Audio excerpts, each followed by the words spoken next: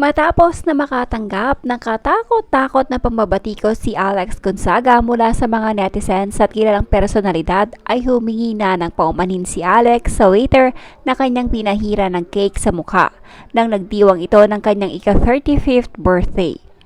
Makikita sa nilabas na larawan ang ginawang pag-uusap ng magkabilang kampo.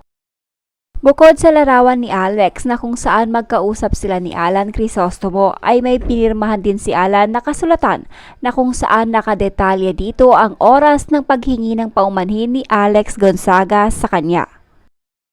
Base sa nilagdaan na kasulatan ni Alan Crisostomo ay January 17 nang humingi ng paumanhin sa kanya si Alex sa ganap na 6:30 ng gabi.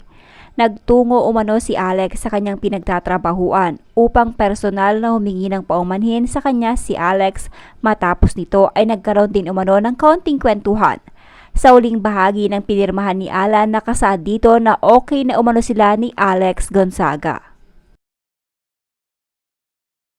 January 17, 2023, around 6:30 p.m. Nasa work po ako, pumunta po si Ma'am Alex kung saan po kami nag-work. Then nag-apologize and nag-sorry siya sa akin.